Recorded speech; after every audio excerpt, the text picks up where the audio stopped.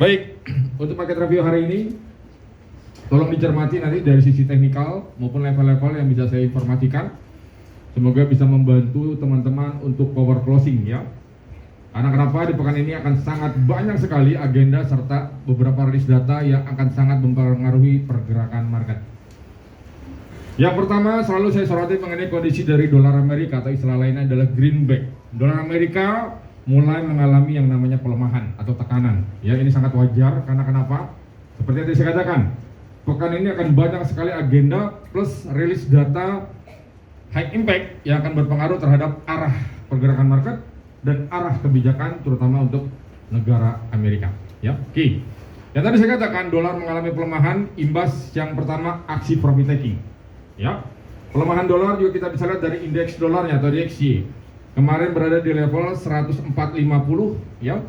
Pagi ini merosot dia ke level 104.26. Ya. Namun kalau secara teknikal potensi pergerakan dolar Amerika masih mengalami penguatan. Aksi profit taking ini dilakukan para pelaku pasar karena apa? Kita tahu. Bulan depan akan ada di minggu pertama rilis data ketenagakerjaan atau non-farm payroll. Minggu kedua akan ada election atau pemilu. Minggu ketiga akan ada FOMC. Jadi sangat wajar apabila dolar Amerika melemah imbas adanya aksi profit taking. Oke.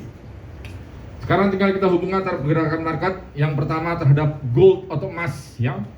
Emas pagi ini hampir mendekati all time high-nya 2758 ya. Sekarang di level 2756. Oke.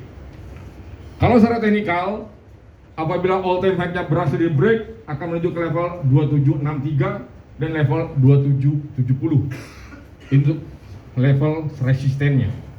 Untuk level supportnya dia akan mencoba break 2740. Jika 2740 di break akan ada level 2735 dan level 2725. Ini untuk strong supportnya. Namun secara teknikal dan secara fundamental potensi kenaikan gold masih akan bisa terjadi.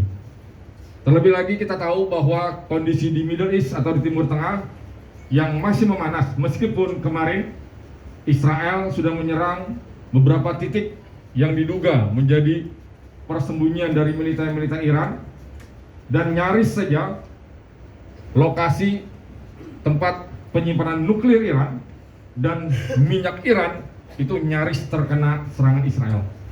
Apabila terkena, kita tahu dampaknya akan sangat luas dan besar dan pastinya akan menyulut yang namanya Perang Dunia Ketiga. Namun hal itu terjadi, tapi kita tahu bahwa kekhawatiran global seperti ini masih mendukung harga emas untuk melanjutkan kenaikannya. Namun ada informasi, Perdana Menteri Israel sudah mulai membuka diri untuk yang namanya negosiasi gencatan senjata. Asalkan beliau mengatakan adanya pertukaran sandera atau tawanan. Hal ini sinyal positif, ya. Emas bisa naik, namun bukan karena pernyataan dari Perdana Menteri yang tadi saya katakan. Karena apa? Yang tadi kekhawatiran, ya. Bisa saja begitu rilis data non-farm payroll, upama rilis datanya positif untuk dolar Amerika, potensi penurunan gold bisa dimulai. Karena kita tahu selama beberapa waktu all time high selalu ditembus dan antisipasi bisa saja minggu ini atau minggu kedua tren bearish emas bisa dimulai. Ya, antisipasi. Oke, itu pergerakan harga gold. Lalu kita beralih ke pergerakan harga minyak. Kalau teman-teman perhatikan, harga minyak saat ini sudah berada di level 67. Secara teknikal potensi penurunan minyak masih berpeluang terjadi. Karena kenapa?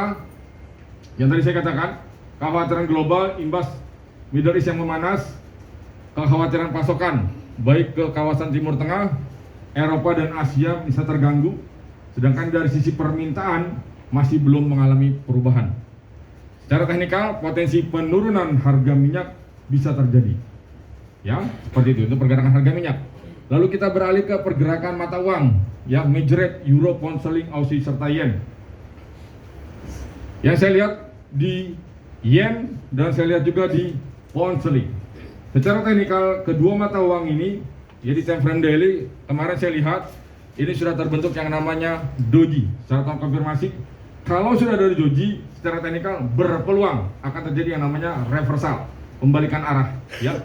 Jadi bisa saja yen akan menguat tapi terbatas, pound sterling sama halnya akan menguat tapi terbatas.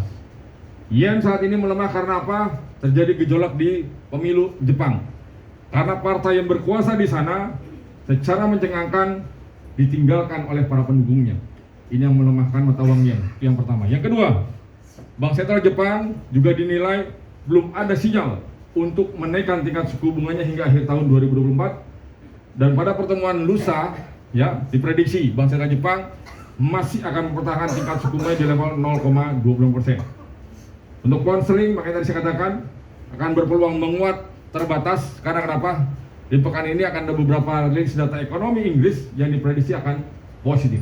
Namun, karena pernyataan dari Bank Sentral Inggris yang diprediksi akan memangkas tingkat suku bunga lebih agresif pada bulan November, ini yang membatasi penguatan dari pound sterling. Ya. Lalu untuk Aussie dan Euro, Euro berpeluang mengalami pelemahan. Ya. Meskipun dolar Amerika dalam kondisi melemah. Karena kenapa? Beberapa rilis data ekonomi Eropa, terutama dari Prancis dan dari Jerman, ini masih negatif. Karena kita tahu, dua negara di Eropa, yaitu Jerman dan Prancis, merupakan dua negara yang ekonominya terbesar di Eropa. Jika dua negara ini dirilis datanya negatif, maka akan berpengaruh terhadap pergerakan dari euro. Namun untuk Aussie, Aussie juga melemah. Ya, karena kenapa? Kondisi di pemerintahan Cina, ya, beberapa rilis data, terutama untuk sektor finansial dan sektor properti di China, ini yang menekan pergerakan dari mata uang yuan dan berpengaruh terhadap mata uang Aussie. Di dalam internal Australia, harga biji besi dan tembaga juga menurun. Ini yang semakin melemahkan mata uang Aussie. Itu untuk mata uang. Lalu ke indeks saham. Indeks saham Amerika kemarin ditutupnya positif tapi sangat tipis, ya.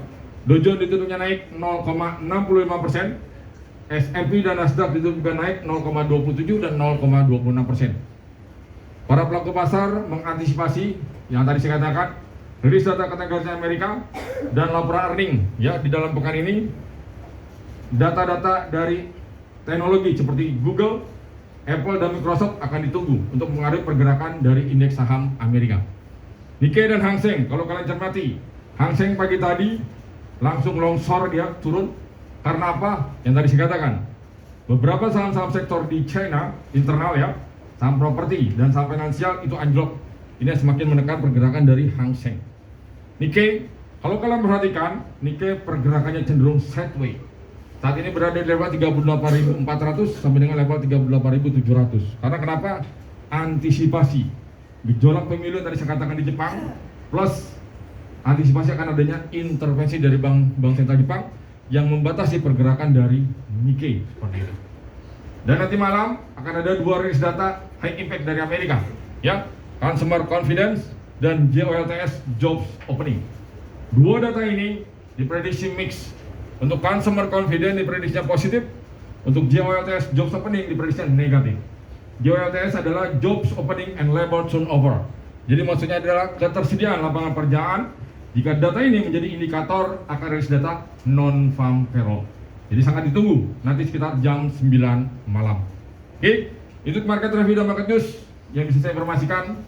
Ada yang mau ditanyakan? Silakan.